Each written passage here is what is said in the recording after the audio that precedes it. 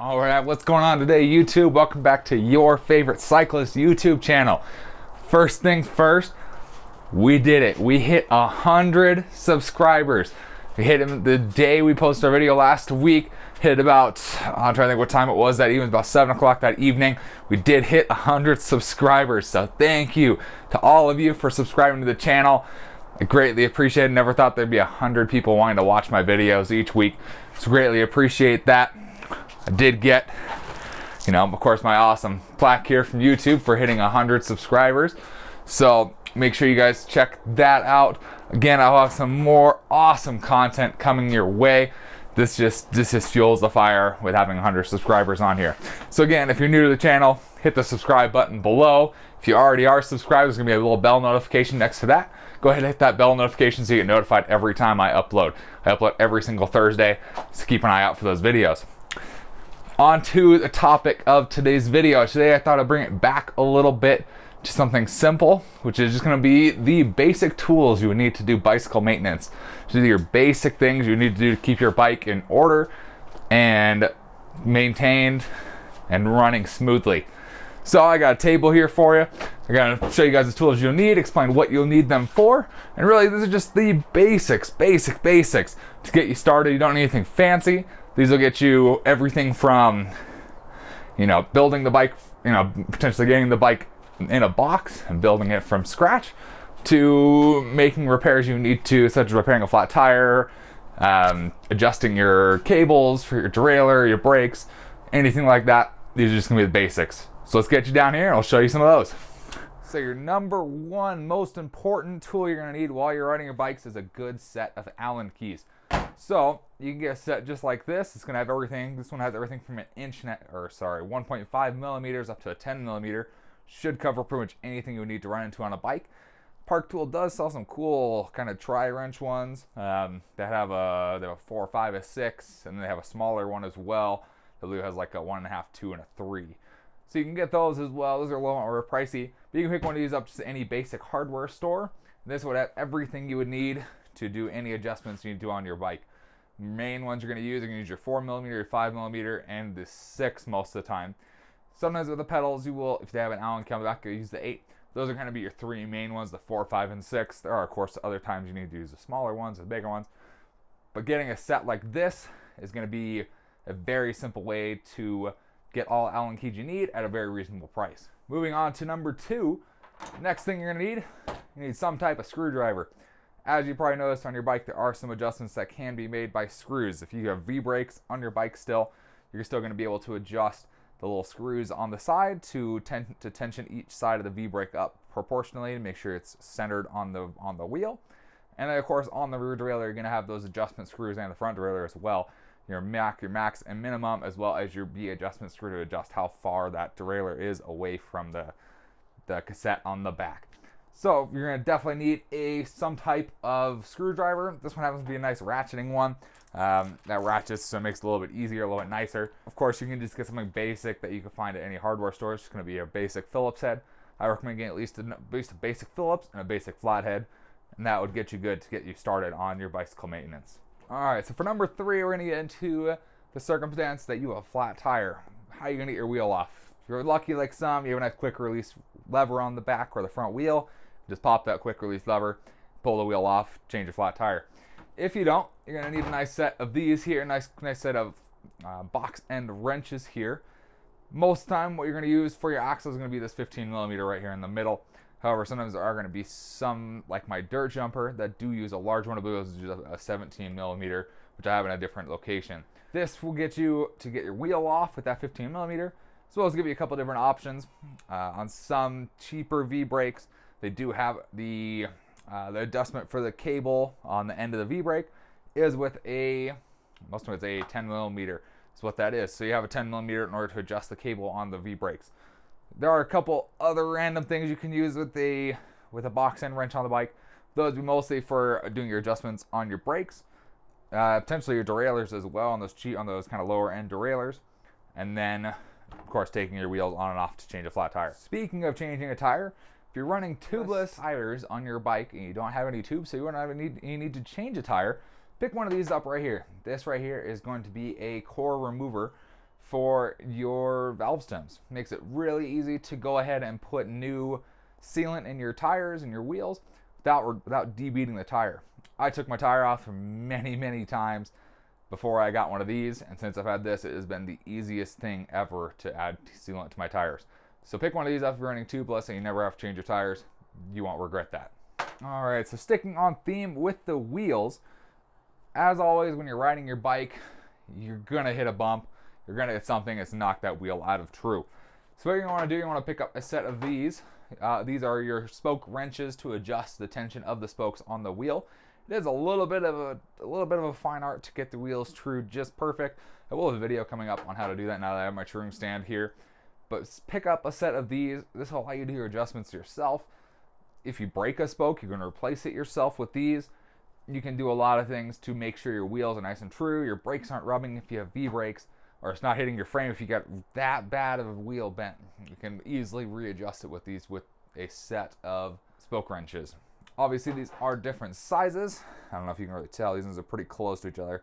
There is a third one I have. I couldn't find it right now, but there's a red one as well. These ones are pretty much for different size spokes on the bikes. It's kind of hard to tell which one yours is going to be, but you can try and measure them, try and get the right one if you want to do that. Otherwise, most of them you can get them in a set of 3, and that covers most bikes for you. So moving on in bicycle maintenance, as you ride your bike, obviously your chain is going to get worn out, potentially break. So you're going to need a tool to remove that and get a new one on, or make an adjustment to your chain to make it either shorter or longer. In that case, you're either going to need a chain tool like this one here from Park Tool, or you're going to need something similar to this, which is a master length plier. What is a master link plier, you might ask? Some bikes have a master link on them.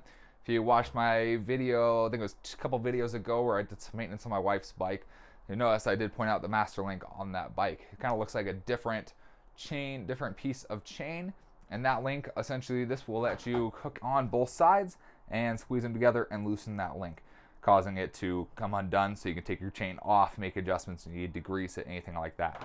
If you don't have a master link on your bike, it's okay. There's still an option for you. This here is going to be your basic chain tool. So pretty much what this does, you unscrew this. Your chain link sits right in the middle here, right on this link here. And all you're going to do is you're going to tighten this up on that one little pin. And it's going to be a lot harder than this, but you push it out. And as you push it out, it's going to go right into this here. So you don't want to push it out all the way, but it will push it out enough that you can then back this off and take the chain off. Make your adjustments, do what you need to do, and then once you are done, you unscrew this a little bit farther here, and you should be able to put the chain right back into there and push that pin right back in the exact same way. So get one of these, or a set of master link pliers. I'll post a picture up on the screen so you guys will see what the difference is, so you can see what the difference of the chain links is, so you kind of know which one you need to get for your bike. If you are going to be getting a new chain, a lot of times you will need this here, a chain tool, in order to make the chain the correct length for your bike. I will be going over that in an upcoming video as well. So these are going to be tools to make adjustments to your chain, take your chain off, anything like that you will need to do. All right, so moving on to, of course, one of your contact points on the bike. That's going to be your pedals. Some pedals you're going to have the option to use your Allen keys. Most of the time it's going to be a 6 or 8 millimeter. That's going to allow you to remove and install your pedals.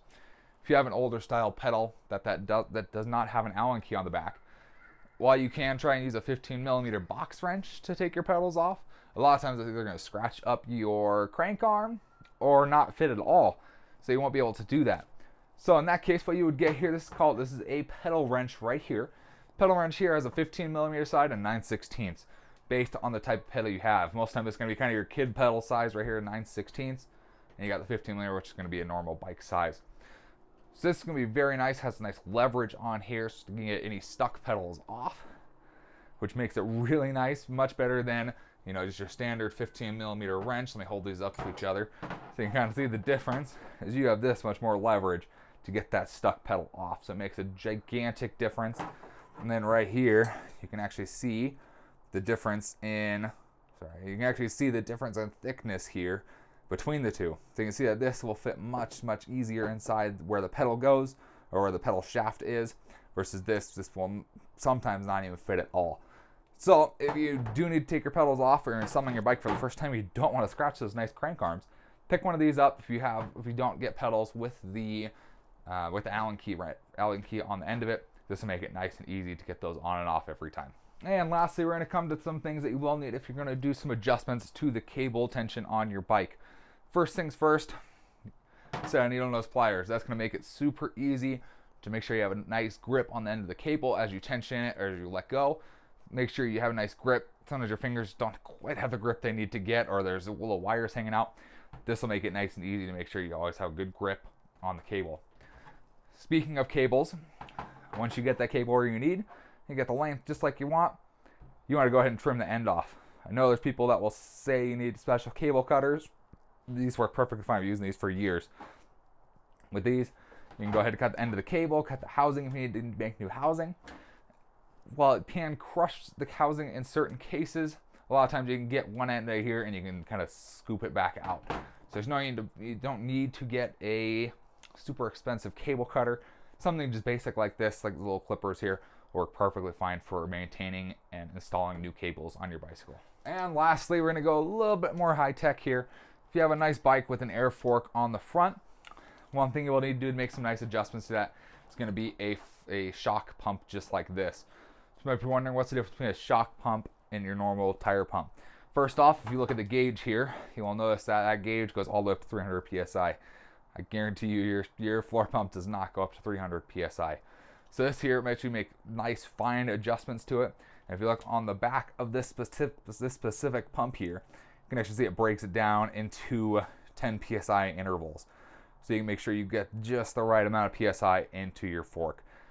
And so what you do on a air suspension fork is you can make adjustments to the pressure in the fork, which then makes it either ride softer, firmer, adds a little bit of rebound, dampening, and can make a big difference in how the bicycle rides and how it handles.